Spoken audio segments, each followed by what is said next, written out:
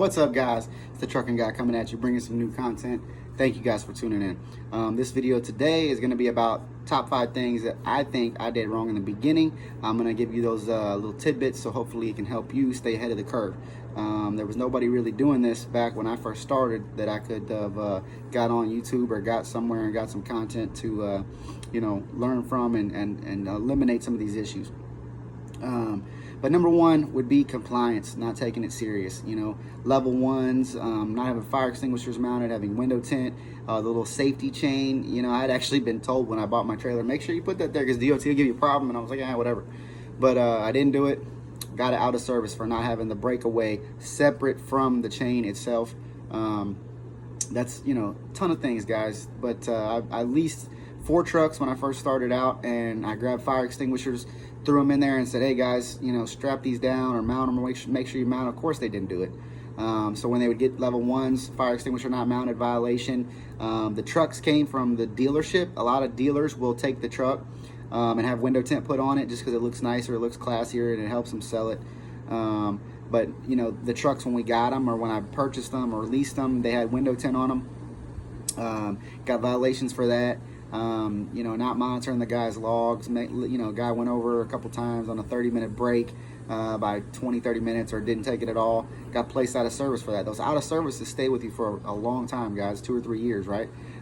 They stay on your CDL, they stay on your safety score, runs your safety score up.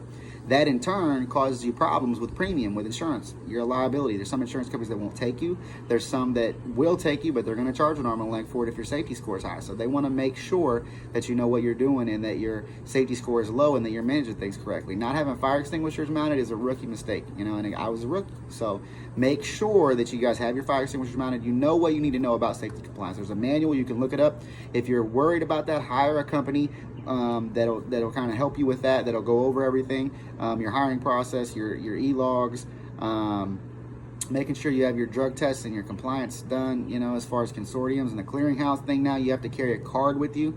There's just so many, and there's always updated laws, so make sure you have something in place, or you're staying on top of it, or you have somebody in place that's staying on top of it for you. But either way, stay on top of it, because that's the number one thing that I think that I wish I would have done, because it would have caused me so much stress. It would have saved me just from the audit that we came into it. They do a corrective action plan if you fail it and make mistakes. If you have safety violations, insurance issues, whatever, there's a million reasons, but that right there is the number one thing that I think I wish I would have learned more about, focused on, and took it serious. So hopefully you will do the same and not have to have the violations and all the issues that I had. Just stay on top of it, guys. Number 2 would be not having the right equipment for the job. Okay, whether that be binders, chains, tarps, edge protectors, tarp padding. There might be a situation where you have tarps and you keep poking holes in them because you just don't know. You need tarp padding, you need corner protectors, you need edge protectors, you need some duct tape to secure that stuff. The old school guys used to say a baby diaper to put on corners of stuff, to keep it from poking holes in your tarps. Those tarps are expensive. I went through a lot of tarps in the beginning, learning it the hard way, and then by the end, the last couple tarps I had, I made them last for over a year and a half, almost 2 years. So, and then gave them to one of my drivers, or sold them.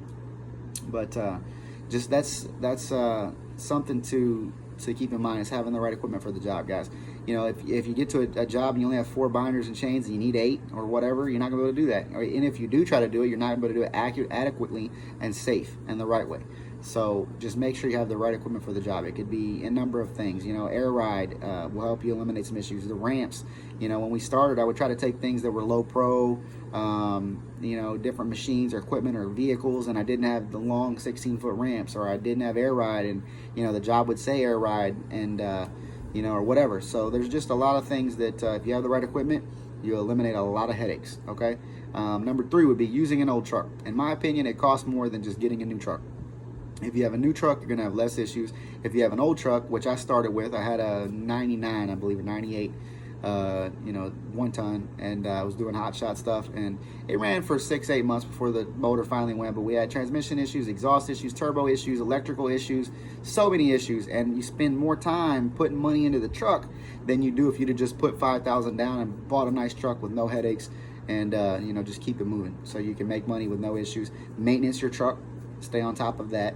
But you know, having an old truck, in my opinion, is always going to cost you. I came from a different industry. I had tree services and roofing companies, and we had older trucks, paid cash, never had the issues. You know, they were local trucks, so they would run all day like that. When you put them into service, running 400, 500, 600 miles a day, they won't hold up. You need something that's reliable. You see these older, you know, Freightliners and Peterbilts and stuff, and Kenworths, and they've been all redone, most of them on the inside. And you know, they've got as much in those trucks as a new truck, some of them. But they're a totally different type of truck, different class of truck as well. These pickups won't hold up if they're old like that. Everybody that I know that's done it, you know, they put X amount of miles and things blow up. So if you want to have less headaches and you want to have a business that's going to be foolproof, get you a good truck. Start out. A Dodge I recommend is probably one of the most bulletproof, versatile. Ford with the 6.7, the new one. And just get to work if you're going to do hotshot, you know, or, you know, if you're going to get into it, you know, Freightliner, Kenworth, Peterbilt, the Freightliners, you can get the parts almost anywhere. If you do have an issue, that's the easy thing to be able to have in your fleet is a Freightliner, because you can work on it. Number 4 would be saying no to the BS. Learning when to say no is at a certain time you're going to start making money, okay? Because saying no to stressful situations or jobs that are outside of your limitations, maybe they're too heavy. You know, maybe you can only scale 20,000 pounds and it's a 25 or 26,000 pound load. You can't find anything else. And you're like, oh, I'll take it. And then you end up, you know, burning up a bearing, popping 4 or 5 tires, or you overload it too forward on the neck and you shear the lug nuts off on the truck. I've had all of those scenarios happen to me or my drivers, and it cost me money. I've changed axles in truck stop parking lots myself, had to drive out and do it because they wanted too much money. Bring the parts myself. I've had to, you know, been in situations where towing companies won't hardly come from anywhere. You think you've got towing or AAA or your factoring company offers towing. Most of those companies won't work with anybody that has that type of towing. They want you to pay cash, put on a card, whatever, and they'll tow for JB Hunt, Swift, all these big companies because they know they're going to pay for it. But a little mom and pop shop, you know, with 1 or 2 or 3 or 4 or 5 trucks, sometimes it's tough to get a tow truck in certain areas. I've been towed in almost every state, I would imagine, from Montana to Florida, and there's sometimes it's just tough you got to get a guy from 5 hours away or whatever. So, you know, making sure that you say no to certain things will save you a lot of headaches. Which in turn equates to revenue, because you're saving time. You're not alongside the road, you're not broke down, you didn't, you know, do something that you can't do that's outside of your limitations, or promising deadlines to meet and you can't meet those deadlines. You didn't even really look. You just said, yeah, I can do it. Look at your time frames, give yourself a little bit of a cushion and a window, and be honest with these brokers, agents, and customers, because all you're gonna do is tick people off, and you don't want that, man. It just makes, you know, where they're not gonna like you, they don't want to work with you. You know, it makes you look like you're lying, even though you weren't really lying. You were just saying, yeah, I can do it. You were trying to be eager to do the job, do the work, or make the customer happy, but there's some things that you just didn't equate for traffic. You didn't account for, you know, breakdowns or a huge flip, blow up, explosion truck accident in front of you that delays you for 4 or 5 hours. So, you know, and that's trucking anyway, things happen, but there's certain things you can't say, you know, oh, I didn't look and the terrain was going to be mountains, it took me longer. It said 2 hours, really it was going to take 4 to get over that. So just look at you know, look at things, learn when to say no, learn to be honest and say, you know, yes, I can do this, it's within my limitations, you know, I can achieve that, and things will be so much easier for you, okay? Learning when to say no to loads you don't want to do, you can't do. If you don't have a good feeling about that customer, shipper, broker, just say no. Say, nah, I'll find something else. You're better off waiting till even the next day to get something.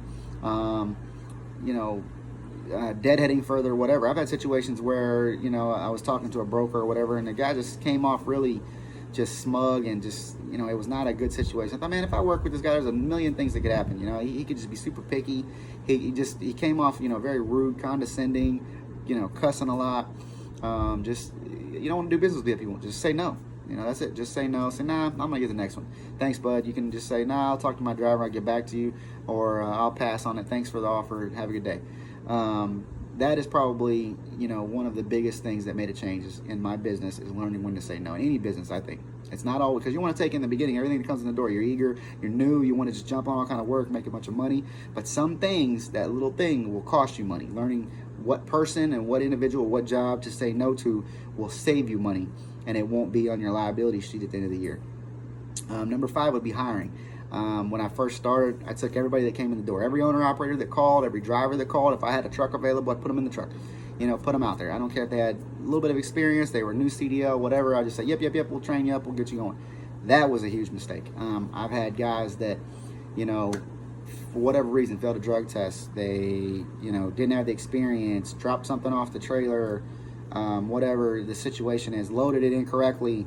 Again, taking a load, putting it in the wrong spot on the trailer, made the lug nut shear off on the truck, which could have caused an accident. A number of things, right? Being late, not answering the phone, ghosting you for 5-6 hours because they didn't wake up and they were supposed to have a delivery done, which in turn costs revenue because they start deducting as you don't meet deadlines. Money starts coming off just as it went on for the load. So it makes you look bad. You don't want those things. So learning who to hire, learning what to hire, check their PSV, check their MVR, do background checks on them, do all the federal things that you're supposed to do. If you don't know about those things, you need to hire somebody who does. I know a guy, reach out to me. I'd be glad to give you his name and number. But we learned about those things over the years. We started implementing them, and then here recently we've hired somebody to help us take care of all that stuff. But make sure they're in the clearinghouse. Make sure you're doing your drug consortium. Make sure they're all drug tested before they come on. If there's an incident or an accident, make sure they're drug tested after. Make sure you get, check the references. Make sure they know what they're doing, because all of those things are going to save you headaches. If you take everybody that comes in the door, if you would have just waited and said no, you won't have a $10,000 claim or a problem or an issue or potential debt that could put you out of business if they wreck and have a major accident. Just kind of taking your time in your hiring process, be a little bit more selective, you'll grow a better business. But those are the 5 things that the Trucking Guy says that I did wrong in the beginning that you should focus on. If you guys have any questions, feel free to reach out to me, message me. I appreciate you tuning in. If you like the content, please like, subscribe, share, and follow. But again, thank you guys for tuning in. God bless. Have a great day.